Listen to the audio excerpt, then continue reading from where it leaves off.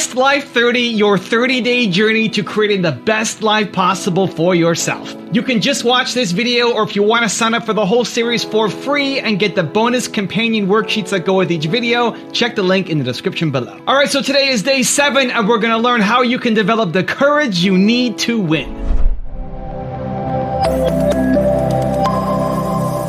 I've learned that courage is not some deep internal fortitude, that you don't dig down deep and find the courage, you know? That courage is external.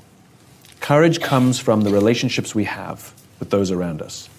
A partner in business, a personal relationship, our team, right? That's why we want to build good cultures, because our team believes in us, which gives us courage to do difficult things. A trapeze artist, a world-famous trapeze artist, would never try a brand new death-defying act for the very first time without a net, right? Now, all that courage, they're the world's greatest trapeze artists, but they need something external before they do something very dangerous. Yeah. And it's the same for the rest of us. So when we have someone who says, I believe in you, I got your back, even if this doesn't work out, I'm here with you. I mentioned courage, and I would like to say something else about that. Finding courage in the leaders and in you who will become leaders. Courage is the most important of all the virtues, because without courage, you can't practice any other virtue consistently. You see? You can't be consistently kind or fair or humane or generous. Not without courage, because if you don't have it, sooner or later you'll stop and say, the threat is too much, the difficulty is too high, the challenge is too great. When I picked up your book, the thing I loved about it is the amount of effort that you've been through to give us, I'm sure this was suffering too, like writing this book, the amount of effort that you've been through to actually give us detail on your life. We all have different things in our life that have scarred us. We want to act like those scars don't exist. So those scars, like, if you go out and you get cut, that scar is going to be there on your arm. You can go down and look at that cut and say, or that scar and say, that happened from, I was in the kitchen, or what happened. We have the same thing on our brain. I have all these scars on my brain from growing up, from, being abused, from suffering through life, from having a learning disability, from stuttering, from having just a really bad childhood. And so all those memories, I had to cut open that scar and go into it. And that was a hard process for me to do. Not only was that a hard process for me to do, for me to have the courage to share that with people, because I'm the so-called toughest man on the planet. So they think. So for me to break open that shell and tell people, hey, that wasn't always me. It's hard to do, it's hard to do. So it was a tough process. Throughout this journey, I started becoming this new person. I started creating this new person. People started seeing me as this amazing superhero. In the back of my mind, I knew the real story. And I was like, man, one day you have to really share it. I'm like, man, but do you have the courage? It's great to live right here. I've established this. People think you're great. Just stay here. Don't go back. Let's not go back. But the only way you can help people out is let them know that this is possible. So I had to go back and say, this is where I come from. Yeah. And where I come from is hell. Ladies and gentlemen, boys and girls, what if you could accomplish in the world today if you weren't afraid? If you weren't afraid of what people thought of you, said about you, whispered about you, what could you accomplish? A lot more than you've accomplished today. A lot more. Why do we care what people think? Why do we care what people say? And more importantly, why do we care what people whisper? Because we have no self-worth. We have next to little self-esteem. And we have no self-confidence. And how do we get that way? Yes, mommy and daddy. Life expands and contracts with courage. When was the last courage type thing that you did in your lifetime? Walk against a red light? Whisper that your spouse, your significant other, is a bitch or a bastard? When was the last time you exhibited some courage? Some of you have to go back a long, long way. Some of you never. I said yesterday, I cannot believe that there are people in this audience that have never been spanked, never had a harsh word said to them by their parents, never got in a fight on the school grounds. I can't believe that. And you wonder why you are the way you are. Now, I'm not saying that being a high-performance person is beating the shit out of everybody, but it doesn't hurt. Here's a stat from your show, and it says that the richest 85 people on this planet have as much money as the poorest 3.5 billion. Yeah, right. That's on the planet, however. And that's... It's not far off in America. No, it isn't far off in America, but we still here don't abandon the idea that it isn't finite. Yeah. It isn't finite. If you were born, where were you born? Me? Yeah. Baton Rouge, Louisiana. Baton Rouge General Hospital. Baton Rouge. There you go. Louisiana. I was born in Memphis, Tennessee. I had a long haul from where I came from to here, but here we are. Right. So the proof of the pudding is in the eating, and here we sit at the dining table. But it's hard to, when you say that to some people, because they say, oh, there you go with a pull yourself up by the bootstraps thing, and, you know, you're just being respectable. Not everybody can do that. Well, everybody can. Everybody doesn't. Courage is the key to life itself. There are a lot of people who are born in situations where they say, well, I'll never get out of this. So they won't. I say to people who say, well, I would like to have done so and so and so. So, well, you could have done it. So, well, I couldn't get out of here. Well, man, the bus runs every day. You're exactly right. Yeah. If you can conceive it in your mind. If you can think of it, you can do it. That's the human condition. If we can imagine it, we can do it. Right. And I think that's the condition of each individual human. It's not enough to have a great idea and the focus and the conscientiousness to see it to fruition.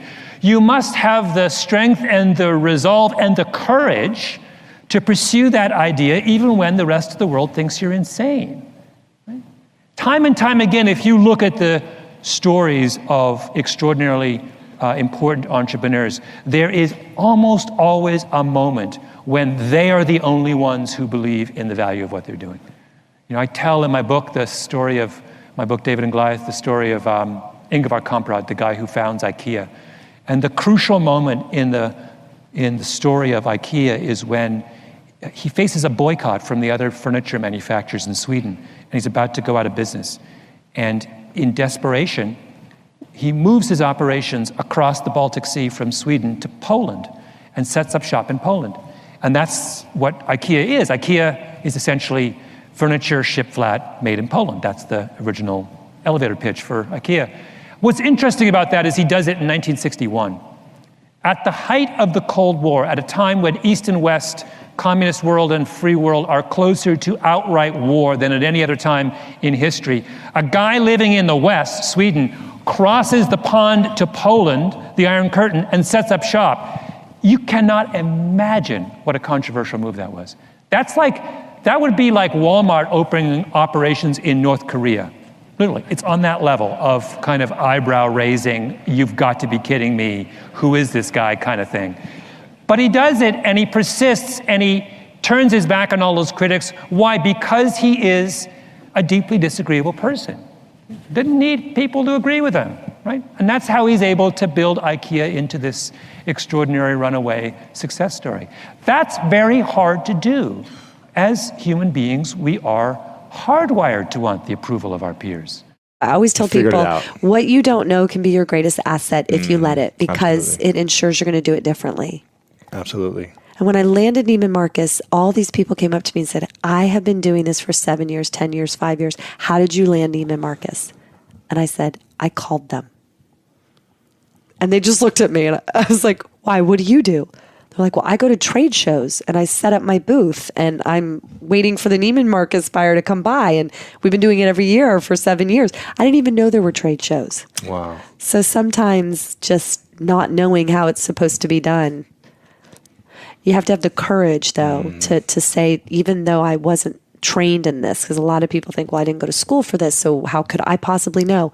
But you know, it's inside of you. If you actually believe something in a meeting, and it might be against the grain, saying it in a respectful way matters, because in 3 years when it becomes true, the other 7 people in that room will remember that, and that may lead to the growth in your career that you're looking for. People think they grow in their career by staying within the framework of their organization. They're actually quietly, subconsciously ruining their career if they don't agree with the point of view. And I know for fact, because the best part of Cannes for me, hands down, is 2, 3 o'clock in the morning when people have so much rosé in them, they start talking truth. I know for a fact that there's a lot of people that have strategies or executions they don't personally believe in. It's just a framework of where the margin is in their company or what they have to be held accountable to a bonus. And that's a tough life in some way. And this is only just work. There's much bigger things going on. But I will say being on the record in a room respectfully of what you actually believe, brave, is a very, very good idea. And honestly, back to brave, there's so much content. There's so much going on in the world. What I think this room believes and defines as brave is actually the only prayer to break through consumer attention to make something happen in your business. After Titanic, you had so many interesting career choices, I thought. I mean, really interesting, much smaller movies. They must have come to you and said, do this, do that, do that. And the choices you made were really terrific little movies that are not the obvious choices that you would make after that kind of a success. Well, you know, Pete, I had to be really brave. Yeah. You know, I did have to be really brave, because it was a moment in time, and suddenly I was offered quite big films. I mean, suddenly a lot came my way quite quickly. And I mean, I can't even talk about the size of these paychecks. I just, and I just remember thinking, I'm honestly not ready. I still don't feel like I know how to do this. Yeah. I don't know how to act properly. I need to learn more. I can't do it. I'm not ready for that. And also, I wasn't ready to be that famous. I didn't like that feeling. Yeah. I mean, honestly, I really didn't. And I knew that I wasn't prepared to fuel it. I didn't want to follow suit with something else nothing was going to top Titanic, nothing. Right. And I was just very lucky at the time. I had some very, very good friends around me who would just say, you've got to make sure that you're doing what is making you happy. And at the same time, it was, of course, very difficult to be turning down gigantic films, because I was so lucky to be asked to do them in the first place. Yeah. And I hadn't auditioned for those. I mean, my God, I couldn't believe that. They just call you up, come and do it. Yeah. And so it was, I mean, it sounds terribly sort of ungrateful, but I just knew that I needed to look after my desire to learn more, and also I wasn't very experienced. I needed to be out in the world, and some of the films that I was able to do after Titanic, like Hideous, Kinky, Holy Smoke, for example, they took me into the world. You know, they took me to Morocco, into the Medina and Marrakesh, and off into the Flinders Ranges in the outback in Australia, and so I was living a life that was my life and my choices, and not something that everyone else was saying to me, are you crazy? What are you crazy? You've got to do this and you have to do that. And I was like, well, I can't, I'm not ready. Wow. And it was I did have to be quite brave. One of the biggest and most surprising lessons I learned on this journey was that I just had this assumption that all these people I looked up to were fearless. Elon Musk or Bill Gates, we just assume they, have no fear, and it's how they achieve what they've done. But what I've learned is that not a single one of them were fearless. They actually were filled with tremendous amount of fear. So while they weren't fearless, they did have tremendous amounts of courage. And the difference between fearlessness and courage is that fearlessness is jumping off of the cliff without thinking. Courage is acknowledging your fear, analyzing the consequences, and deciding you still care so much about it, you're going to take one step forward anyway. The very minute that you decide upon something, you know that's what you want, you know you're going to do it, all of these negatives that have been bothering you, they pick up their baggage and get out. They just move out. They can't live in a positive mind. Can you imagine a negative frame of mind and a positive frame of mind occupying the same space at the same time? Could you imagine that? No, you can't, because it can't be done. And did you know that the slightest bit of a negative mental attitude is sufficient to destroy the power of prayer? Did you know that the slightest bit of a negative mental attitude is sufficient to destroy your plan, whatever it is you're doing, carrying out your definiteness of purpose? You have to move with courage, with faith, with determination in connection with carrying out your definiteness of purpose. I initially was not trying to do music at all. I mean, I came to the United States, my family came, and my parents made that choice. My mom came over to Miami, and her main thing was just like, we don't have money to get you into college, so you're gonna have to get a scholarship and you're gonna have to study your butt off. And so that was always my main focus, was just, I was like a book nerd. I was just like studying. So I didn't really think of it as a plausible thing, even though it was always my escape. You know, I would always sneak off into my room when my parents went to Walmart, and I would just like sing. But yeah, I definitely didn't think of it as a career. That was literally just like 5 seconds of bravery that changed my life, where I decided to, you know, try out for a show. We asked Camila, what do you want for your quinceañera party? And she told me, I want you to go with me to an audition. What do you do when you're not singing? I would love to say something interesting, but all I do is sing karaoke and watch like One Direction videos. If you think your life is complete, then I suggest that you're an ass. Because tomorrow always has a great opportunity in it. Your life is not complete until you close your eyes. So when you say somebody who's in a job they hate would love to be able to do this, my comment is, why the hell are you in a job you hate? Don't you have the courage to leave it? So you're in a job you hate, you're doing nothing to change it, but you'd like better. Sometimes if they have mouths to feed, sometimes I get it. But what were the things about you? Not saying what we can, listen, we'd have to go over those specific cases, I think, and really get into each person to break them. But what do you think that were the things about you? One of it is you always had your eyes open to tomorrow and new opportunities.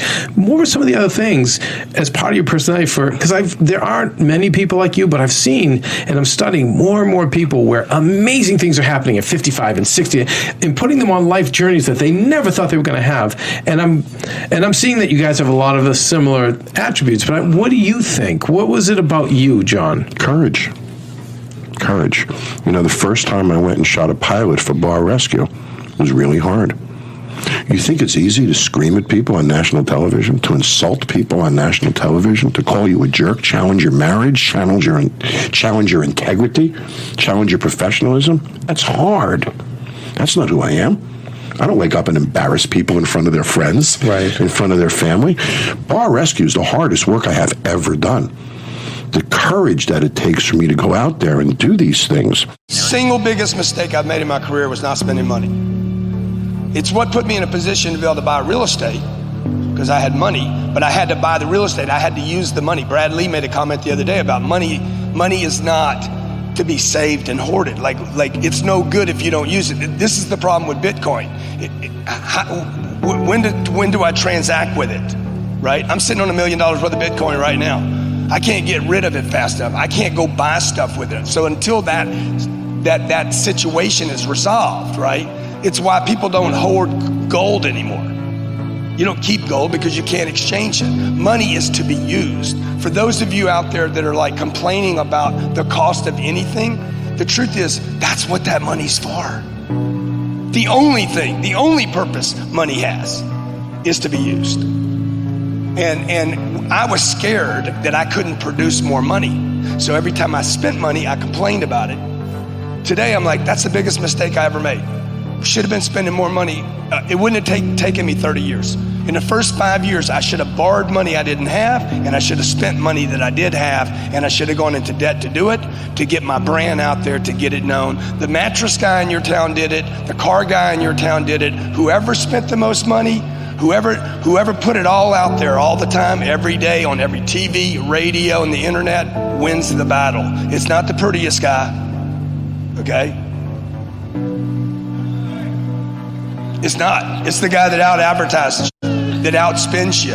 It takes courage to make money. I think the courage to be really open about those, some of the things I've been through in the past all comes from experiencing those things. And when I was going through, when I was going through some of these things, I felt so alone. And a lot of girls or people do. You feel like nobody can understand you because a lot of these problems deal with like isolating yourself and feeling alone. And one of the things that really helped me have the courage to change was that I realized that I'm not alone. Like there's actually people who understand me, and there's people who have actually overcome this, and it gave me hope. And so that's why I really strive to give a positive message of hope about if you're not happy with the person you are today, I 100% believe that you can change. And so that's what I like to hopefully share with young girls. And I would say that's what gave me the courage to share. Nobody has ever achieved anything big in business or in any walk of life without courage. Of course, whenever you do anything big, you do feel a little scared. But you've got to conquer fear to discover the hidden hero within you. With courage, with self-belief, and the can-do spirit, you overcome any adversity. I want to challenge you with one word, the word that is most important for any of us to have. It starts with a C. I call it the C word. Is that big word, courage. All of us need an extra dose of courage. I remember very clearly, and as I think I could still feel the butterflies in my stomach turning. I was 15 years old. I was in England, and they said, we are going to show you how to abseil. It looked so easy. From where I was standing, I said, I can ace that, until I got to that high point on the mountain. They harnessed me up, and they said, go. All of a sudden, the butterflies show up.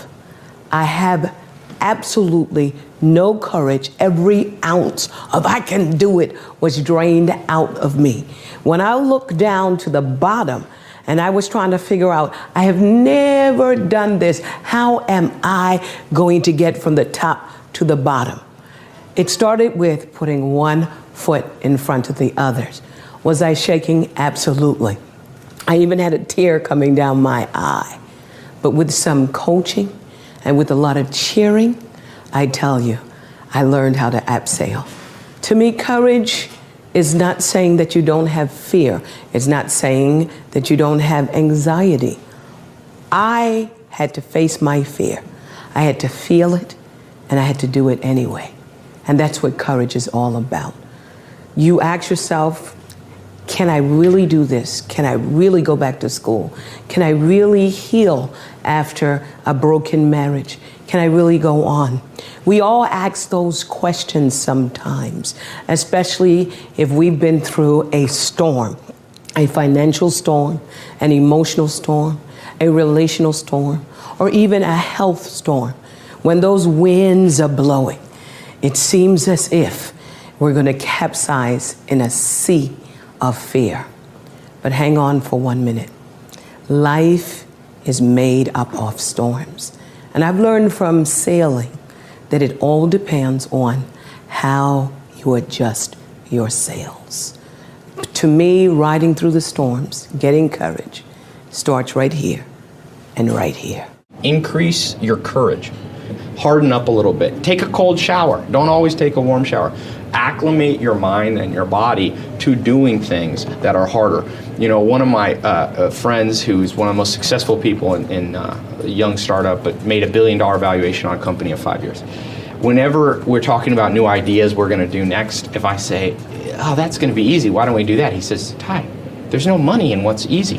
Focus on these intangibles, you know, the ability to have a ton of courage. Well, God wants us all to be courageous because he knows we'll face times in life and situations and circumstances that it takes more than just a desire. It takes courage. Many people operate on the basis of fear, on the basis of what other people think. We as believers should operate on the basis of courage. Courage to say no when we ought to say no. Courage to say yes when we should say yes. So what kind of courage do you have? Is yours sort of floating between depending on the situation? Or do you know the difference between right and wrong for your life? And you've made up your mind. Why this project? Why was it so important to be a part of it? Well, they sent me the first script, and I was just enthralled. I was like excited to find out where it went. I thought it was an exciting story that hasn't been told in this way before. Right. And I thought it was inspirational about breaking free, about having the courage to do something against the odds. Congratulations on the baby girl. Thank you very much. If your daughter sees this, what do you want her to take away from this? I want her to be inspired, to know a bit about American history and know about where her father's people came from, and also to be inspired that no matter what obstacles you face in life, if you approach it with courage and conviction, you can find a way out of it. How do you get along with other VCs? So this is funny. So I get along with them very well. So there are VCs that I really, really like. Anil Boozary is one of them, who I work with all the time on various deals. I just got off the phone with Ted Schlein, who I get along with very, very well. So there are a lot of VCs I get along with. I'm a bad cultural fit for investing. You may have noticed, and there's a good reason for this. So, if you think about the investing environment, it's this weird co-opetition thing, because you compete for deals, but you work on deals together. So you're kind of partners, but you're competitors. And I don't come from that culture. I come from enterprise software, right? Like, you know who the top dog in enterprise software is? Larry Ellison, right? Like, ain't no co-opetition in Larry Ellison, right? Like, all you have to do is mention like anybody who's close to a competitor, and it's like his head will blow off, like, and he'll go like bananas, like speaking at D, of right? Anil, we like, saw that at D. Yeah, he just went Workday. absolutely bananas. It's like, it's on, baby. You know, it's like, you stepped on my shit.